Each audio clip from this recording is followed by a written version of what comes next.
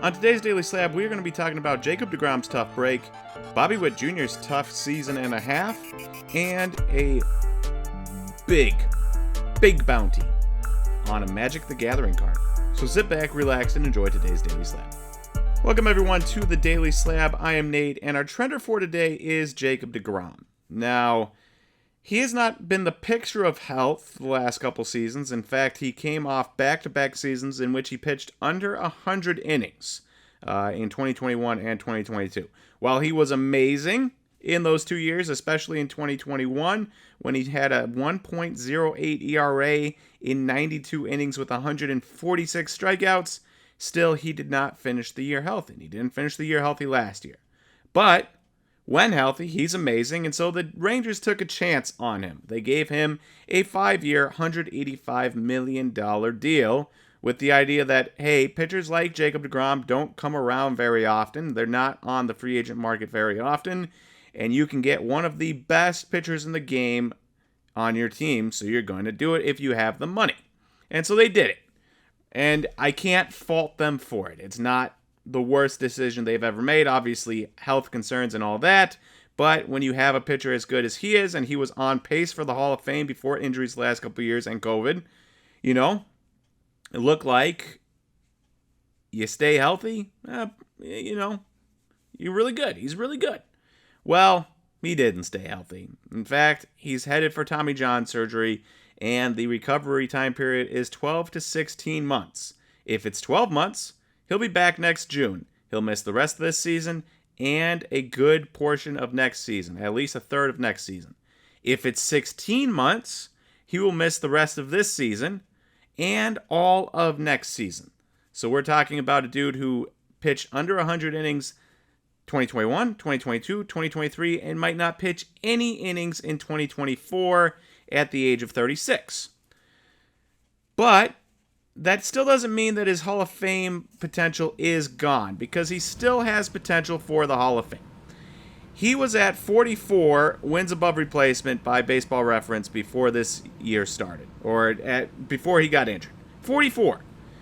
He needs 16 more to cross the 60 win threshold, which he could do if he stays healthy into his 40s and pitches well. He would need an average of 4 wins above replacement on those years, maybe not even 4 wins above replacement on those years, because I don't think he's just directly at 44, but pretty close to 4 wins above replacement. And if he does that, age 37, age 38, age 39, age 40, he could still make the Hall of Fame if he pitches till 41, 42, like some of the guys nowadays. There's still potential for him to make it. But if that potential disappears, it'll be interesting to see what happens to his cards, because we are talking about one of the most talented, best pitchers of a generation, even if he came up late. And yet look at his cards. His Topps Update rookie PSA 10, that's down 62% in the last year, down $115. And if there's no Hall of Fame potential after that, and he's merely just one of the best pitchers of a generation and often injured, this card will go down from there. So it depends on what happens. It could be a good buy if he comes back and stays healthy, but after the last 3 years, do you really want to bet on that? I know I don't. Next up, you have our post of the day, and you can see this SlabStox post, $1 million bounty, and a picture of the One Ring from Lord of the Rings from a set of Magic the Gathering cards. Yes, you heard that right. Magic the Gathering, Lord of the Rings, Tales of Middle-earth. So a little bit of a crossover there between Lord of the Rings and Magic the Gathering. Now, I don't know much about Magic the Gathering. I played a little bit back when my brothers were in high school, and they played a little bit. But I never played past, 6th grade, 7th grade. And I really only played in 6th and 7th grade, and I wasn't good at it. And I don't remember how to play it. So I don't know much about it, but there was a $500,000 bounty set out by Cassius Marsh Sr., the former NFL player. I believe he's a free agent right now. $500,000 bounty on this card for the 1-of-1 ring card there. And this is the first and only 1-of-1 card ever made by Magic the Gathering. So it is special. And $500,000 for this card, which is significant. And yet David Adams upped that. They doubled it, $1 million, as long as it is pulled by July 17th. You get your $1 million. So we will see if it gets pulled or not. But $1 million for a Magic the Gathering card, the first ever one-of-one Magic the Gathering card ever created.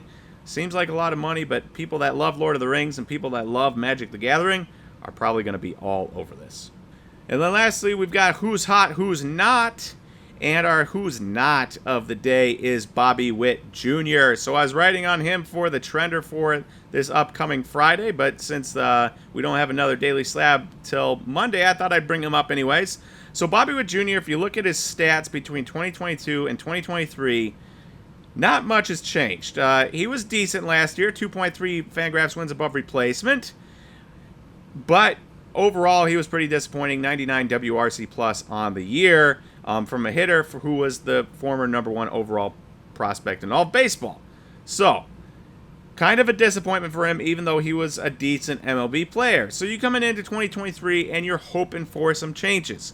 Well, there have not been a lot of changes. So I've got a little chart here that I created, put it up on the screen so you can see that. I would suggest you pause and read through the stats and see how close they are at 2022 to 2023. I'm not going to read through them all, but you'll notice that his average on base and slugging were all higher last year, but his BABIP, batting average balls in play, was also higher. If you change that, if he has a closer to BABIP from last year to this year, it would still be, he would have very similar stats, right?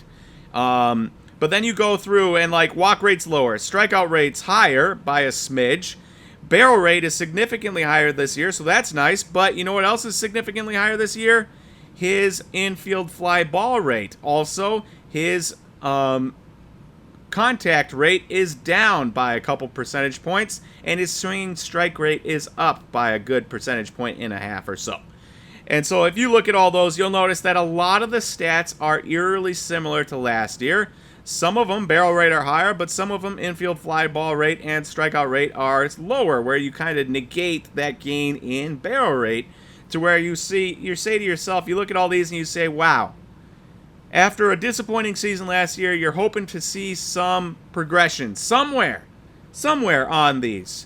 And yet, for what progression there is, there's also clear detractors, and then everything else has not progressed in any meaningful way whatsoever. To which point you've gotten now the same Bobby Witt Jr. 2 years in a row. Now, obviously, he has time to fix this. July, August, September, October, the rest of June. He has time to fix this, but as of right now, he looks like he's the same player. And that same player is a player who you can see his Bowman Chrome 2020 Bowman Chrome base auto PSA 10 right here. That card has gone down significantly since the start of last season. So I grabbed April 1st, 2022, which is essentially the start of the 2022 season.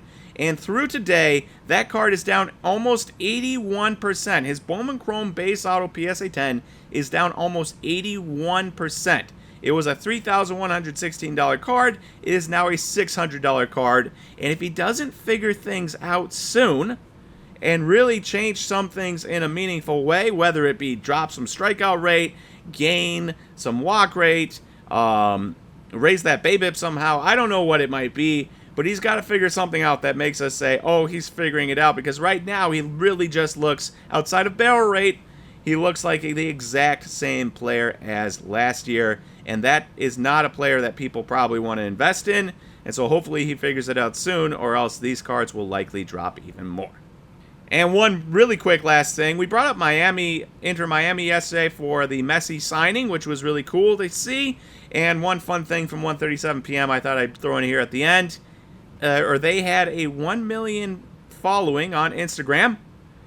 One day later, they are at 5.5 million followers on Instagram with the Messi signing. So absolutely incredible, the Messi effect. He gained his club 4.5 million followers in one day. Truly nobody like Messi in the world. So very fun. Thought I'd end on that. Alright, thank you everyone for watching today's Daily Slab. If you enjoyed this video, please click that like button and don't forget to hit that subscribe, and I will talk to you tomorrow for the next Daily Slab. See you everyone.